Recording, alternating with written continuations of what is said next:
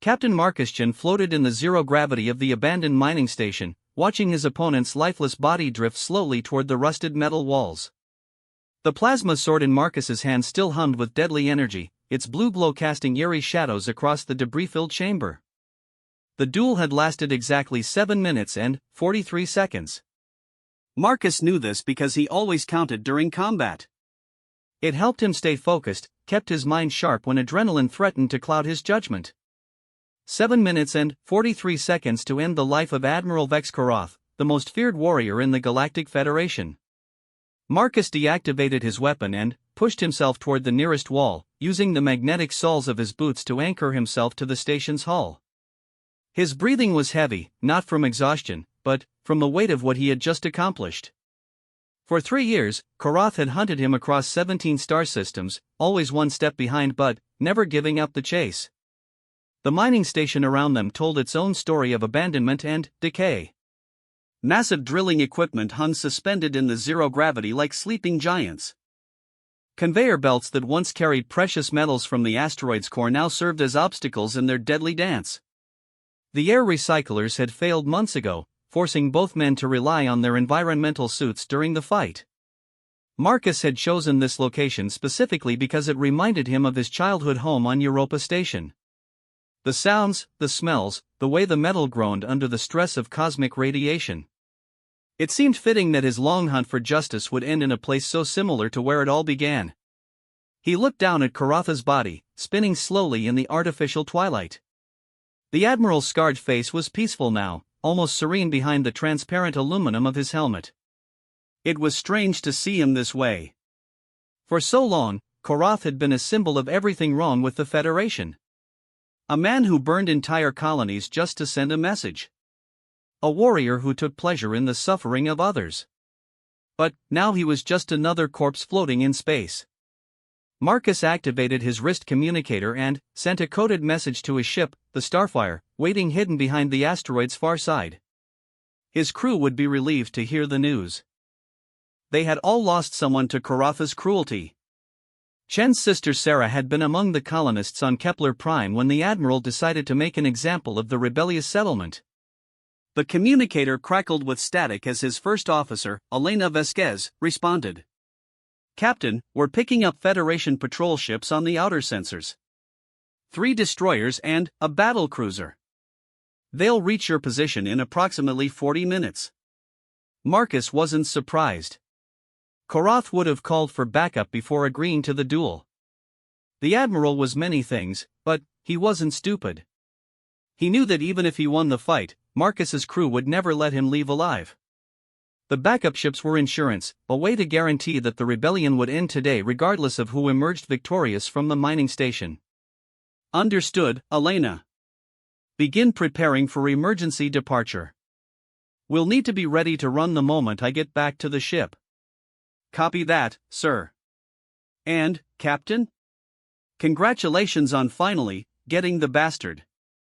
Marcus allowed himself a small smile. Elena had lost her entire family when Koroth bombarded the civilian transport they were traveling on. She had joined Marcus's crew specifically for the chance to see the Admiral pay for his crimes.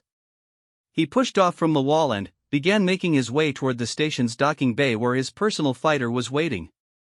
The narrow corridors were dark and filled with floating debris.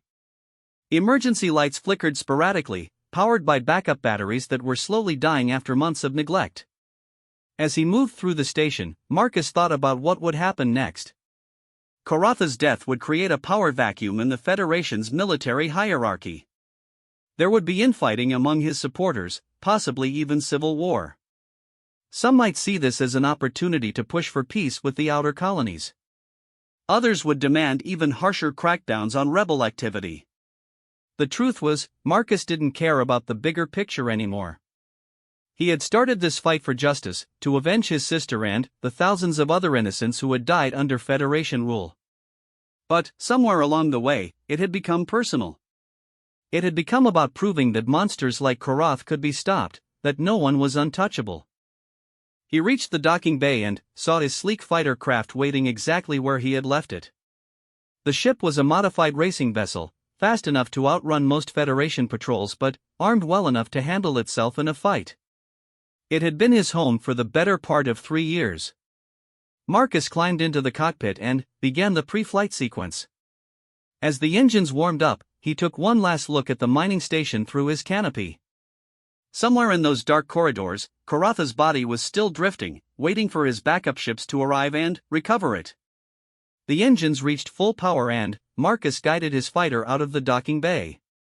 The asteroid field around them provided excellent cover, but it also made navigation treacherous. One wrong move and he could find himself splattered against a chunk of space rock. He had just cleared the station's artificial gravity well when his proximity alarms started screaming. 3 Federation destroyers had just dropped out of hyperspace on the far side of the asteroid field. They were moving fast, burning hard toward the mining station. Marcus opened a channel to the Starfire. "Elena, we've got company. Begin the emergency departure procedures now." "Already on it, Captain. We'll be ready for jump in 10 minutes. 10 minutes. The Federation ships would reach the mining station in 8. That would give them just enough time to discover Karatha's body and realize what had happened. Then, they would start hunting for Marcus with everything they had. He pushed his fighter harder, weaving between asteroids at dangerous speeds. The modified racing engines screamed in protest, but they held together. Behind him, he could see the bright flashes of the Federation ship's sensor sweeps as they searched the asteroid field. The Starfire came into view just as his fuel warning lights began to flash.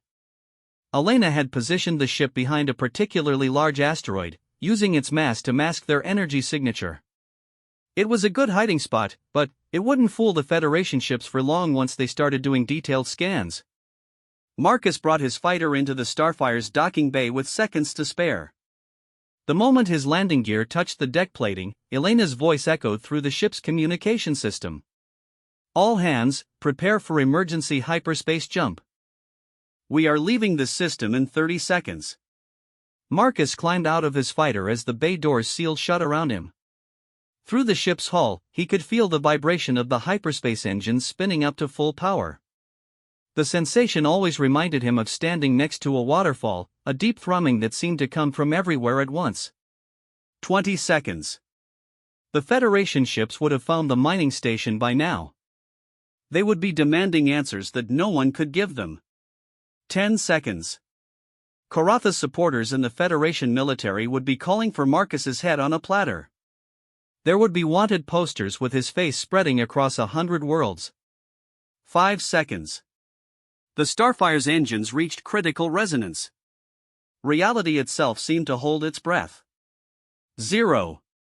The universe twisted around them as the ship dropped into hyperspace, carrying them away from the scene of Marcus's greatest victory.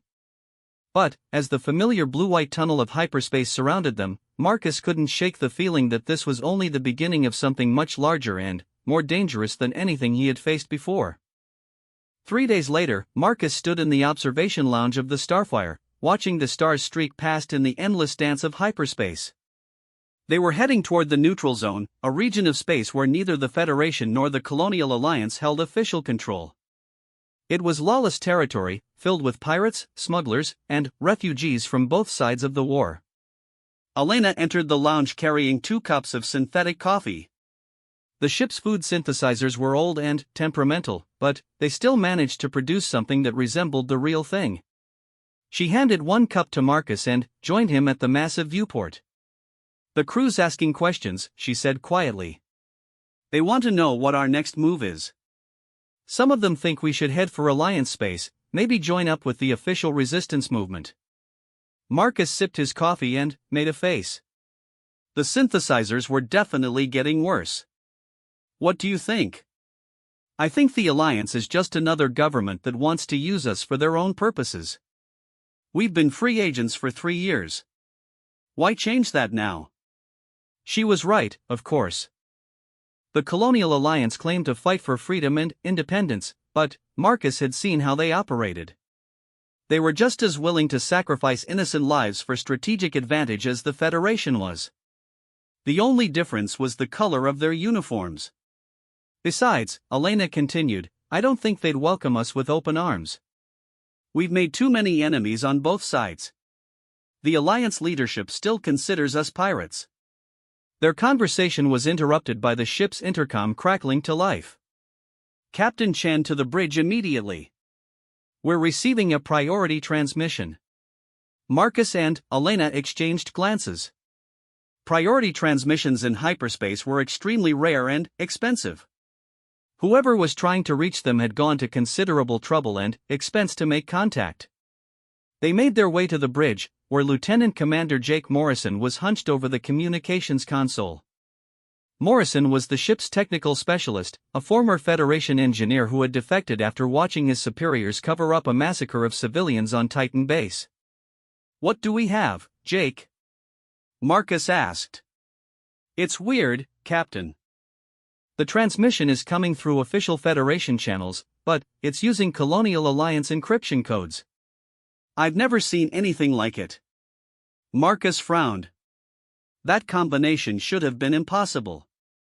The two governments used completely different communication protocols, and their encryption systems were specifically designed to be incompatible with each other.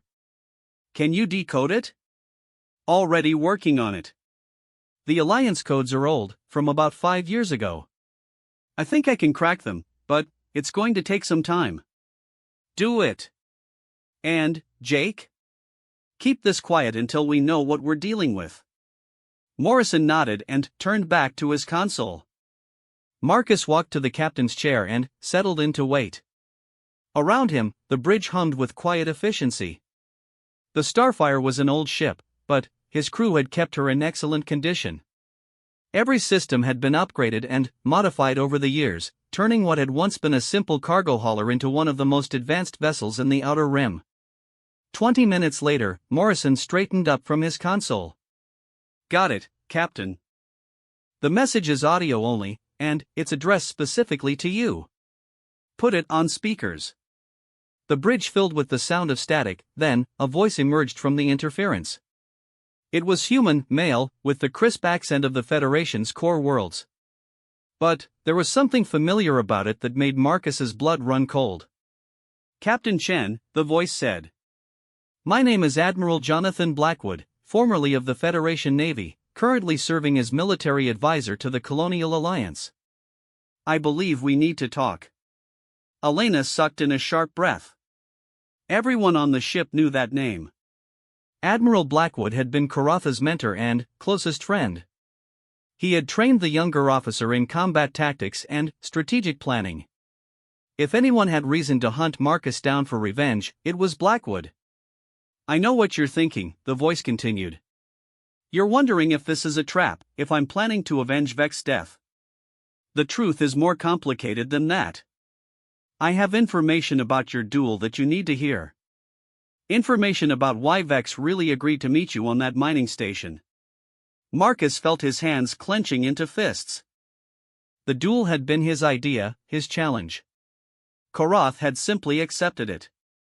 What could Blackwood possibly know that Marcus didn't? "I'm transmitting coordinates for a meeting place in the neutral zone. Come alone, and come unarmed. I give you my word as an officer that you'll be allowed to leave safely, regardless of what you decide after hearing what I have to say." The message ended, leaving the bridge in stunned silence. Marcus stared at the communications console, his mind racing. Admiral Blackwood was known throughout the galaxy as a man of his word, even by his enemies.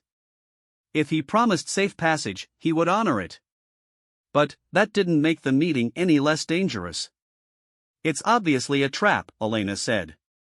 "Blackwood's probably got a fleet waiting at those coordinates." Morrison was already running analysis on the transmission. "The coordinates are for the Kepler Nebula, about 2 days from our current position. It's a popular hiding spot for smugglers and pirates. Lots of interference from the nebula's electromagnetic field, which would make it hard for anyone to track our movements. Or to call for help if things go wrong," Elena added. Marcus stood up and walked to the viewport again. Outside, the stars continued their eternal dance through hyperspace.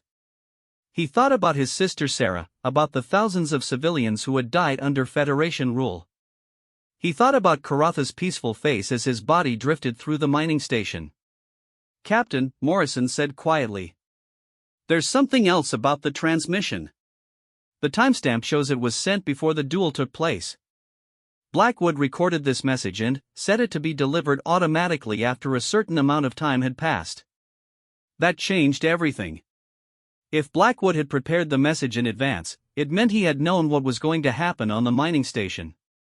But how could he have known the outcome of the duel? Unless. Set course for the Kepler Nebula, Marcus ordered. Sir? Elena turned to face him, her expression a mixture of concern and disbelief. You heard me. Whatever Blackwood knows, it's important enough that he risked using Federation channels to contact us. I need to find out what he's hiding. Elena shook her head. This is insane, Marcus. We just killed his best friend. There's no way he's going to let that slide. Maybe not. But I've spent 3 years hunting Korath, and now that he's dead, I feel like I'm missing something important. Like there was more to this war than I understood. The crew exchanged worried glances, but they began carrying out his orders. The Starfire adjusted course, and Marcus returned to his quarters to think. His cabin was small but comfortable, with personal items collected during years of travel. A photograph of his sister Sarah sat on his desk, showing her laughing at something off-camera. She had always been the optimist in the family, convinced that people were basically good and that conflicts could be resolved through understanding and compromise. Marcus had been more cynical, even before the war started. He had served in the Federation Navy for 6 years before resigning in disgust at the corruption and brutality he witnessed. Sarah had supported his decision to leave, but she had never understood why he chose to become a rebel rather than simply walking away from the conflict entirely. Now, staring at her photograph, he wondered if he had been fighting the right war all along. Blackwood's message suggested that there were things about Karatha's death that he didn't understand. Important things that could change everything he thought he knew about the man he had spent 3 years hunting. 2 days later, the Starfire dropped out of hyperspace at the edge of the Kepler Nebula. The massive cloud of ionized gas stretched across space like a cosmic artwork painted in shades of purple and gold. Lightning storms sparked in its depths, creating a natural light show that was both beautiful and dangerous. Morrison scanned the area with every sensor the ship possessed. I'm detecting one vessel at the coordinates, Captain. It's a small courier ship, maybe 20 meters long. No weapon signatures, minimal shielding. Any sign of other ships in the area? Negative, sir. If there's a trap waiting for us, it's hidden deeper in the nebula than our sensors can penetrate. Marcus made his decision. Prepare my fighter. I'm going over there alone. Elena grabbed his arm as he headed for the docking bay. Marcus, please reconsider. This feels wrong. Everything about this war has felt wrong, he replied. Maybe it's time I found out why. He climbed into his fighter and launched from the Starfire's bay. The nebula's electromagnetic interference made navigation tricky, but the courier ship's transponder beacon guided him through the worst of the storms. As he approached the small vessel, Marcus could see that it was indeed unarmed. The ship looked old but well-maintained, with the neutral gray hull markings common to diplomatic vessels. A docking tube extended from its side as he drew near, offering a safe way to board. Marcus secured his fighter to the courier ship and made his way through the airlock. The ship's interior was sparse but clean, with the utilitarian design common to vessels built for function rather than comfort. Admiral Blackwood was waiting for him in what appeared to be a small conference room.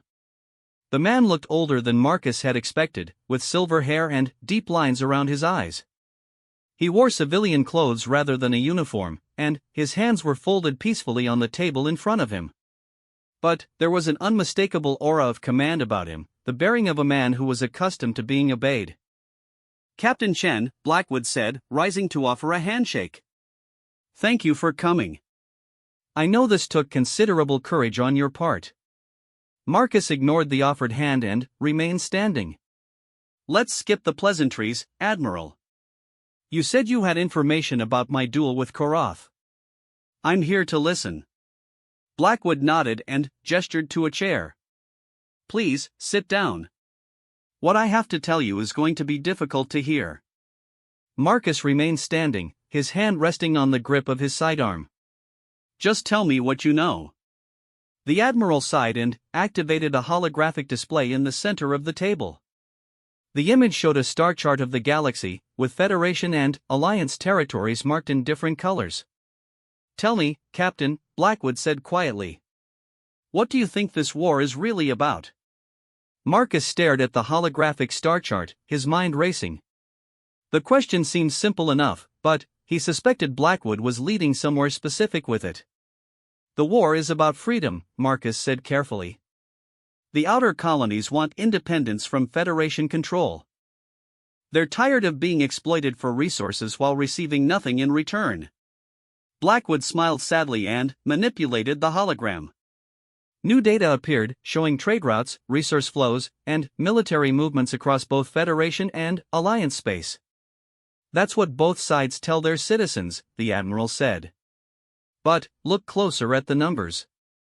The Federation controls 60% of known space but only 30% of the valuable resources. The Alliance controls the remaining 40% of space but 70% of the resources. Marcus studied the display more carefully. The numbers didn't make sense with what he had been told about the war. If the Federation was exploiting the outer colonies, why did the colonies control most of the valuable resources? I don't understand what you're showing me. The war isn't about freedom, Captain Chen. It's about economics. Both governments are going bankrupt trying to maintain their military forces. They need this conflict to continue because war production is the only thing keeping their economies from collapsing entirely. Blackwood adjusted the display again, showing industrial output figures from both sides. The pattern was clear once Marcus knew what to look for.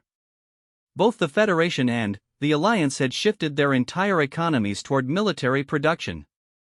Weapons factories, shipyards, training facilities, everything was focused on building and maintaining their war machines. But, if that's true, Marcus said, then why did Korath agree to the duel? He was one of the Federation's most effective commanders. His death hurts their war effort. Does it? Blackwood asked quietly. Or does it give them exactly what they needed? The Admiral touched another control, and the hologram changed to show Marcus himself. Personal information, service records, psychological profiles, everything about his life was laid out in stark detail.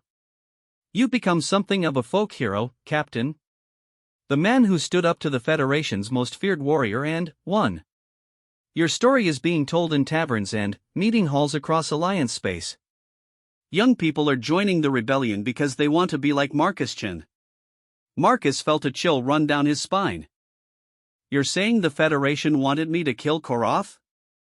I'm saying that certain people in both governments have been manipulating events for years. Your sister's death wasn't random, Captain. The attack on Kepler Prime was specifically designed to create someone exactly like you. The words hit Marcus like a physical blow. He staggered backward, his hand instinctively reaching for his weapon. That's impossible. Sarah was just in the wrong place at the wrong time. Blackwood's expression was filled with genuine sympathy. I wish that were true. But, your sister was a hydroponics engineer, one of the best in the Outer Rim. She was specifically recruited to work on Kepler Prime because the colony was developing new food production technologies that could revolutionize space exploration. The Admiral manipulated the hologram again, showing detailed records from the Kepler Prime colony. Sarah's name was prominent in several research reports, her work highlighted as crucial to the colony's success. The Federation knew about her research. They also knew that destroying it would set back food production technology by decades, ensuring that both sides would remain dependent on expensive supply lines from the core worlds. And they knew that her death would drive you to join the rebellion. Marcus's legs gave out, and he collapsed into the chair he had been refusing to use. The room seemed to be spinning around him. Everything he had believed about the war, about his sister's death, about his own motivations, all of it was a lie. Why are you telling me this? He whispered. Because Vex Korath was my friend, Blackwood said simply. But, more than that, he was the only person in either government who figured out what was really happening. He spent the last 2 years of his life trying to gather evidence of the conspiracy. The hologram changed once more, showing communications records between high-ranking officials in both the Federation and the Alliance. The messages were carefully coded, but their meaning was clear to anyone who knew what to look for. The war was being deliberately prolonged by a small group of individuals who profited from the conflict. Korath discovered that the same weapons manufacturers were selling to both sides. The same shipping companies were providing supplies to both fleets. Even some of the battles were staged, designed to create casualties without actually changing the strategic situation. Marcus stared at the evidence in disbelief. If Korath knew all this, why didn't he expose it? Why didn't he go public? He tried. But the conspiracy reaches to the highest levels of both governments. When he started asking questions, he was branded a rogue commander and marked for elimination. The Federation put a price on his head, claiming he had gone insane and was planning to defect to the Alliance. But he never defected. No. Instead, he decided to play along with their game while gathering more evidence. He became the monster they wanted him to be, committing atrocities that would make him famous throughout the galaxy. But every action was carefully calculated to expose the truth about the war. Blackwood pulled up another set of records, showing the aftermath of Korath's most notorious attacks. In each case, the Admiral had made sure that evidence of the conspiracy survived. Communications logs, financial records, shipping manifests, all carefully preserved and hidden where they could eventually be found. The attack on your sister's colony was meant to drive you into the rebellion, Blackwood continued. But Korath made sure it also exposed the corruption of the local Federation commanders. 3 generals were court-martialed as a result of evidence he planted. You're saying he sacrificed innocent people just to gather evidence? I'm saying he made impossible choices in an impossible situation. Every atrocity he committed was designed to save more lives in the long run by ending this war. Marcus stood up abruptly, pacing to the edge of the small conference room. His mind was reeling from the implications of what Blackwood was telling him. If it was true, then Korath hadn't been the monster Marcus had believed him to be. He had been a hero working undercover to expose the real villains. The duel on the mining station, Marcus said slowly. He knew I was going to kill him. Yes. It was his final gambit. By dying at your hands, he ensured that you would become famous enough to have a platform for revealing the truth. He also knew that his death would trigger certain automatic data releases that he had set up. Blackwood activated a new display showing a countdown timer. It read 17 hours and 36 minutes. Tomorrow, unless I send a specific cancellation code, evidence of the conspiracy will be transmitted to every major news organization in both Federation and Alliance space.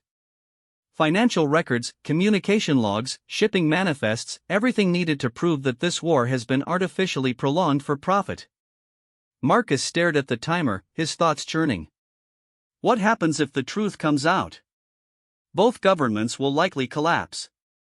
The economic disruption alone will cause massive problems for billions of people. But the war will end, and future generations will be free to build something better. And if you send the cancellation code? The war continues as it has for the past 5 years. More people die, more resources are wasted, and the conspiracy remains hidden until someone else is brave enough to expose it. Marcus walked back to the table and sat down heavily. The weight of the decision was crushing. Either choice would result in enormous suffering, but for different reasons. Why give me this choice? He asked. Why not just let the data release happen automatically? Because Vex believed that you had earned the right to decide. You've sacrificed more than most in this war. You've lost family, friends, and 3 years of your life hunting a man who was actually on your side. If anyone has the right to choose how this ends, it's you. Marcus thought about his sister Sarah, about the thousands of people who had died in the war, about the crew members who trusted him to make the right decisions. He thought about Korath's peaceful face as his body drifted through the mining station. How long do I have to decide? The data release is scheduled for tomorrow at noon, Standard Galactic Time. I need to send the cancellation code by then, or it will proceed automatically. Marcus stood up and walked toward the airlock. I need time to think. And I need to discuss this with my crew. Of course. But, Captain? Blackwood called after him. Whatever you decide, remember that Vex died believing you would make the right choice. Don't let his faith in you be misplaced. Marcus paused at the airlock entrance. Admiral? When this is over, what will you do?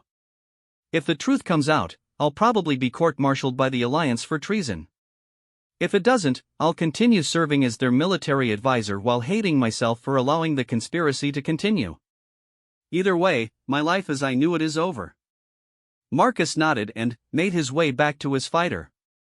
As he flew through the nebula toward the starfire, he couldn't shake the image of Karatha's face from his mind. The man he had spent 3 years hunting hadn't been a monster at all. He had been a hero making impossible sacrifices for the greater good. The question now was whether Marcus had the courage to honor that sacrifice by making an equally difficult choice.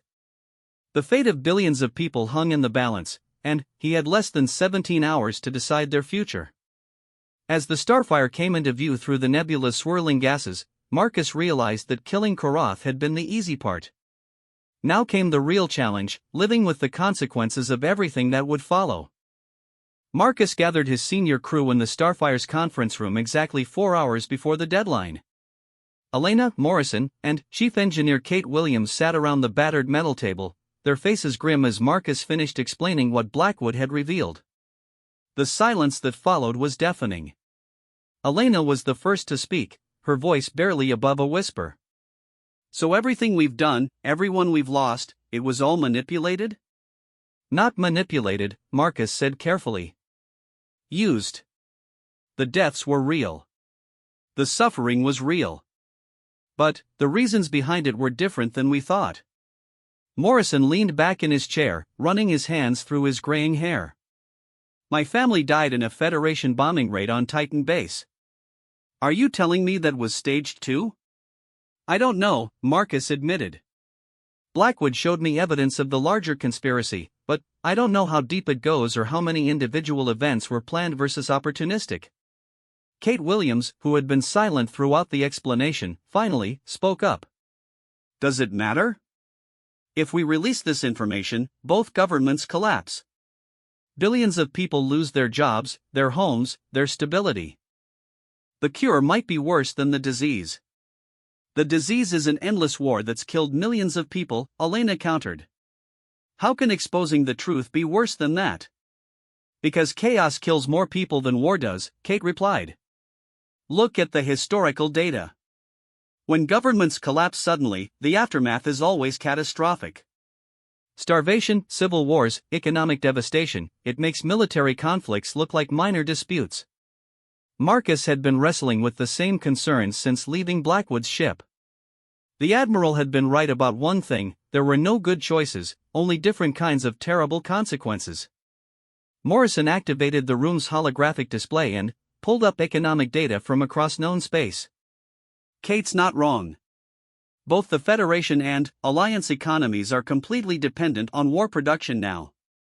If the conflict ends suddenly, unemployment rates will skyrocket.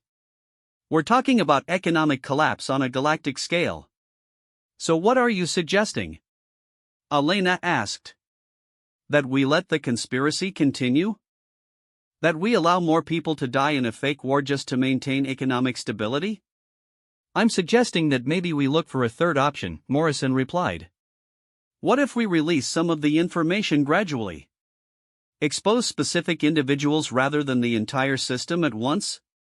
Marcus considered the proposal. It had merit, but it also had serious flaws.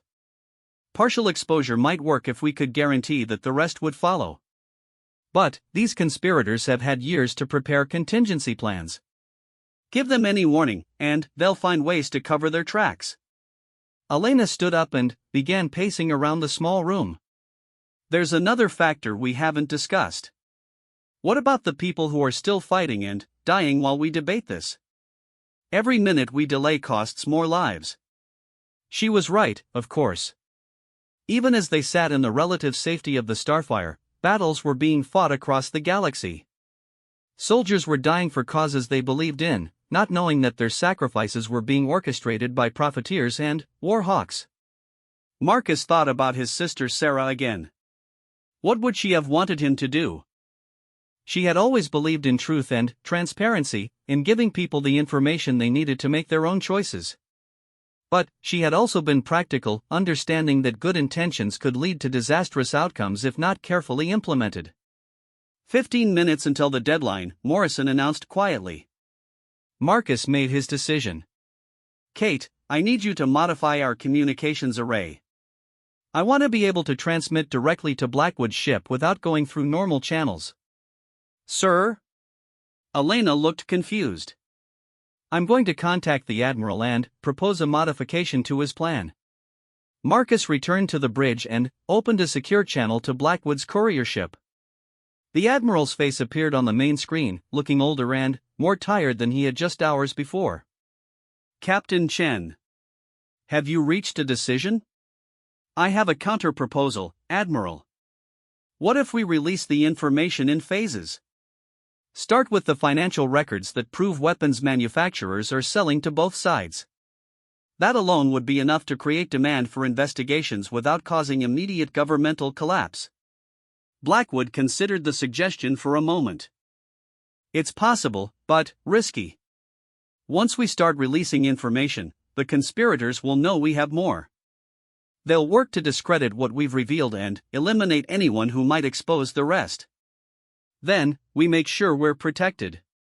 I have contacts in the independent media networks, people who can't be silenced by either government. We give them everything at once but ask them to release it gradually according to a predetermined schedule. That could work, Blackwood agreed slowly. But it means trusting journalists to have the courage to continue publishing even when they're under pressure to stop. Marcus had worked with independent reporters before, during his early days with the rebellion. Most of them were idealistic people who had chosen their profession specifically because they wanted to expose the truth. If anyone could be trusted to see this through, it was them. I know someone who can handle it. Maria Santos runs an independent news network that broadcasts to over 50 systems. She's been investigating government corruption for years. 5 minutes until the deadline, Morrison called out. Blackwood nodded grimly. Send me her contact information. I'll transmit the data package to her with instructions for phased release. But, Captain, once this starts, there's no going back. Are you absolutely certain this is the right choice? Marcus looked around the bridge at his crew. Elena was monitoring their position relative to the nebula's interference patterns. Morrison was tracking Federation patrol routes to ensure they had a clear escape path. Kate Williams was making final adjustments to their communications array. These people had followed him across the galaxy, trusting his judgment even when it led them into impossible situations. I'm certain, Marcus said. Send the data. Blackwood's fingers danced across his control panel for several minutes. When he finished, he looked back at Marcus with something that might have been relief on his weathered face. It's done. The first phase will be released in 6 hours, giving both of us time to reach safe positions before the chaos begins. Admiral? Marcus said. What will you do now? I'm going to disappear. Find some quiet corner of the galaxy where I can live out the rest of my days in peace. What about you? Marcus had been thinking about that question since leaving the mining station. The war that had defined his life for the past 3 years was about to change in ways he couldn't predict. The rebellion he had joined might not even exist in its current form once the truth came out. I think I'm going to find a way to help people cope with whatever comes next. Both governments are going to fall eventually, but maybe we can help build something better to replace them. That's what Vex would have wanted, Blackwood said quietly. He always believed that people were basically good, that they just needed honest leadership to bring out their best qualities. The transmission ended, leaving the bridge in contemplative silence. Marcus settled into his captain's chair and gave orders to set course for Alliance space.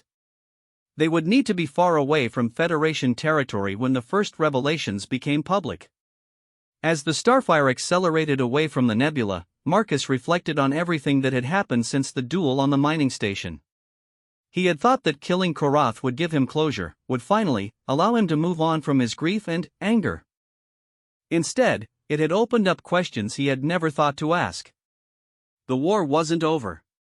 If anything, it was about to become more complicated than ever before. But, for the first time in years, Marcus felt hopeful about the future. The truth was finally going to come out, and people would have the information they needed to make their own choices about what kind of galaxy they wanted to live in. 6 hours later, Maria Santos began broadcasting the first wave of revelations to shocked audiences across known space. Financial records proving that major weapons manufacturers were selling to both sides of the conflict. Communication logs showing coordination between supposedly enemy forces.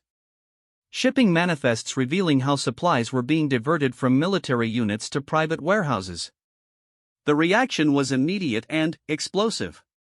Riots broke out on a dozen worlds as citizens demanded answers from their leaders. Military units began questioning their orders, unsure whether they could trust their chain of command. Stock markets collapsed as investors fled from companies implicated in the conspiracy. Marcus watched the reports from the safety of an Alliance border station, where he and his crew had taken temporary refuge. The galaxy was descending into chaos, just as Kate Williams had predicted. But it was the chaos of truth finally being revealed, not the chaos of continued lies and manipulation. Elena joined him in the station's observation lounge, where wall-mounted screens showed news feeds from across the galaxy. "Any regrets?" she asked. Marcus thought about his sister Sarah, about Admiral Korath floating peacefully through the mining station, about all the people who had died believing they were fighting for freedom when they were really fighting for profit. "No," he said finally. "This was the right choice. It's going to be messy and difficult, but at least now people know what they're really fighting for." On the screens around them, reporters continued to reveal new aspects of the conspiracy. The second phase of Blackwood's data release was scheduled to begin in another 6 hours, and the third phase would follow 12 hours after that. By the time all the information was public, both the Federation and Alliance governments would be completely discredited. What would rise from the ashes remained to be seen. But Marcus was determined to help ensure that whatever came next would be built on truth rather than lies, on genuine freedom rather than manufactured conflict. The duel was over. Admiral Korath was dead. But his final sacrifice had given the galaxy something it hadn't had in years, hope for a better future. And Marcus Chen, the man who had unwittingly carried out Korath's plan, was going to spend the rest of his life making sure that sacrifice hadn't been in vain. The stars outside the observation lounge continued their eternal dance, indifferent to the struggles of the small creatures who briefly inhabited the worlds that orbited them. But those small creatures had just taken a significant step toward creating a galaxy where their children might live in peace rather than war. It was, Marcus thought, exactly what Sarah would have wanted.